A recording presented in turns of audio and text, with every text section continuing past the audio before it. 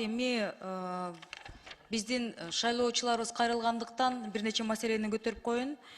Биринчиден, урматтуу Данияр Жолдошевич, счет фактураларды кичине магазиндер кантип колдонушат деп мына баягы коомдук талкууда да бир топ талкууладык. Бирок ошонун ичинде менде мындай суроо да, жеке ишкер жалгыз дүкөндө мисалы кичинекей дүкөнү бар, бир айылда иштеп атат да, 365 күн ал дүкөндө жалгыз иштебейт да.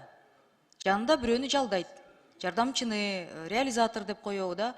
Ошондо деген жеке ишкер деген жумушчуларды жалдоо укугу менен юридикалык жан катары штраф төлөйбү? Жеке ишкерге 10 000 штраф коюп атасыздар. Юридический лицо болсо 28 000 штраф.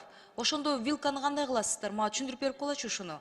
Азыр мүмкүн алыскы айылдарда, региондордо бизди угуп жаткан жарандарыбыз түшүнүп алышсын да. Эльвира Жолдобековна, негизи Микрофон жакыныраак аласызбы?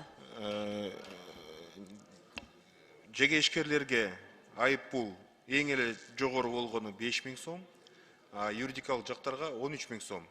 Киши жалдап алса, индивидуальный предприниматель, кандай болот? Жок, эгерде бирдиктүү салыктын ичинде жүрө турган болсо, ал тууралуу чектөө жок.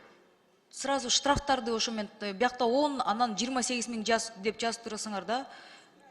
Счет фактураны мисалы сатып албаса, анан деген кичинекей дүкөндөр колдоно албай калсак, штрафтарын кандай коюп атасыңар деп. Ошондо 10 000ден 28 000ге чейин коюп атасыз. Алтынбек Каныбекович, сиз жооп берип коесузбу? Эльвира Жыргалбековна, Салык кызматынын жетекчиси катары микрофон жакыныраак алсаңыз. жакшы суроо бердиңиз. Бул жерде Эльвира Жыргалбековна мындай болуп атат да, негизинен дүкөндүн ээси ушунун баардыгын жөн эле карап турса болот да. Ничего не нужно делать дүкөндүн ээсинечи. Бул жерде болгону ишкер буларга отписывать эткенде, эгерде 10 күнүн ичинде подтверждение жок болсо, то есть возражение, да, мен могул товарды алган жокмун деген эле вопрос чыкпаса, ал автоматически жана ЭТТ, то есть СФ складына отурат да. Бул Алтынбек мырза, эми элестетиңиз, алыскы нарын, алыскы алай, чоң алай, алыскы айылдарда районго келип отчет берген чекти бензинге кача кетет деген сөз да. Ошондо бул жерден биз алыскы региондор жөнүндө сөз кылайлычы. Ошол кандай болот? Эльвира Жыргалбековна, 10 бул күндө жерде деп мындай срокторду койгон туура болот абы? Магазиндеги дүкөнчү ал даже жумушу да жок болот муну мененчи. Башы оорубайт дейсиз. Башы оорубайт муну менен. Здесь единственный штраф, если он воспрепятствует, то есть он говорит, мне не нужен твой СФ деген болсо, ошондо, если выявляется такой момент, ошол кезде мы его штрафуем на 10 000 сом. А эгерде ишкер ошого выписывать этпесе... Насколько вы штрафуете? Мне не нужен десеңиз канча дедиңиз? 10 000 сом. 10 000 сом. А 28 000 сом вилкасында ошондо деген бул юридикалык лицо.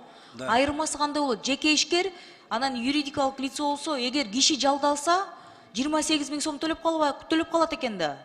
Жок, бул жерде мы же говорим об выписке СФ же, электронный счет фактуры. Счет фактураны. Да, бул жерде электронный счет фактураны ишкер эгерде выписка кылбай койсо, мисалы компания, например, занимается распространением, ну, грубо говоря, я не говорю, что кола.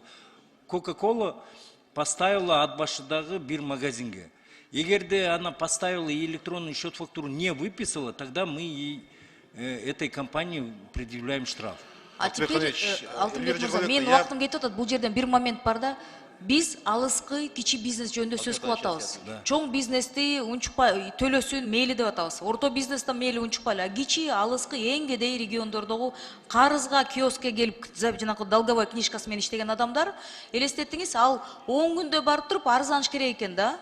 А 10 күндө деген подтверждениясы жок болуп калса, пока он оттуда сила своего доедет, кандай болуп калат? Мен ошол жагын Бул жерде караңыз, бул жерде эгерде выписка электронный счет фактуры... Сейчас, секунду. Здесь вопрос надо разделить. Эльвира Жолдобековна, я понял ваш вопрос, имеется в виду... Вы поняли, да. Я забочусь сейчас о самых бедных, средний опт и которые в долгах, для которых 10 000 сомов огромная сумма. Да, я сейчас расскажу по ситуации, как в целом нужно разграничить оптовая торговля, мелкооптовая торговля и розничная торговля. Вот там, где идет оптовая, розничная, розничная, у розничной никаких товаронакладных они не выписывают. То есть это уже реализация товара населению. Через ККМ он выводит этот товар. Теперь, когда он приходит в магазин, ему уже выписывают готовую накладную, которая электронно сядет к нему. И то, что Алтынбек Ханович говорит, в течение 10 дней, если он не откажет, то есть он видит у себя в системе, что у него товар зашел. Если он не отказывается от этого товара, он автоматически сел ему в виртуальный склад его. Все, и он через ККМ начинает его выводить. Там никакой отчетности не нужно. Он в квартал раз, машина сама считает, и он раз в квартал приходит и сдает отчет. Все, там трудностей нету. Теперь по наложению штрафов.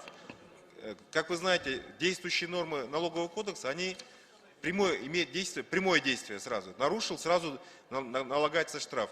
И здесь руки у налогового инспектора связаны. Он не может ни поблажки сделать, ни предупредить.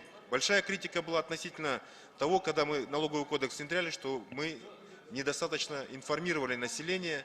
И вы создаете огромное поле для коррупции, вы же понимаете? Нет, Эльвира Джалаловна, сейчас я объясню, почему. Теперь вот какая информационная кампания? Самая действенная информационная кампания – довести до каждого налогоплательщика. А до каждого налогоплательщика только налоговый инспектор может довести. Первое, он приходит, делает предупреждение официальное. Второе предупреждение, самый минимальный штраф там 500 сомов будет. И если в третий раз он уже не понимает, тогда все нормы информированности выполнены со стороны государства. Тогда он должен будет понести полноту своей вины. Я понимаю ваше намерение, но все норма... такие большие суммы штрафов в регионах заканчиваются взятками. Мы все это, и сіз дочнёс, мен дочнём. Не нужно никакой взятки, Эльвира Джалаловна. Если он подвергся обложению штрафа самого последнего, да, самого высокого. То есть вы осталось 3 дня, Данияр Мырза, мен түшүндүм. Мына 3 күн калды. 3 күндө сиз 7 областтын ар бир кичи ишкерге түшүндүрүп берем деп атасызбы? Ушул маалымат компанияңыз жетти деп атасызбы? Азыр 6,5 миллион элдин канча миллион бизде ишкерлер бар, билбейт бул жөнүндө. Жок, сиз туура эмес түшүндүңүз мени, Эльвира Джалаловна. Сиз сөзүмдү туура эмес буруп атасыз. Жок, мен бурган жокмун, сиз айтып атпайсызбы? Биз дело в информационной кампании. Через 3 дня войдет в силу десеңиз, вы за 3 дня успеете? Нет, вы снова меня неправильно поняли. Когда войдет в силу, сейчас в налоговом кодексе это прямое действие. То есть нарушил, сразу штрафуют его. Вот в вносимой редакции мы говорим о том, что в первый раз он получит официальное предупреждение. То есть налоговый инспектор приходит и объясняет ему, почему у вас не стоит ККМ. Он говорит, я не знал, как это делать. Он ему объясняет, говорит, вы, если ведете предпринимательскую деятельность, вы обязаны зарегистрироваться, сделать то. Я вам даю официальное предупреждение. Подождите, то есть налоговик обязан в первый раз, когда он предупреждает, обязан полностью проинформировать? Да, письменное предупреждение выписать ему.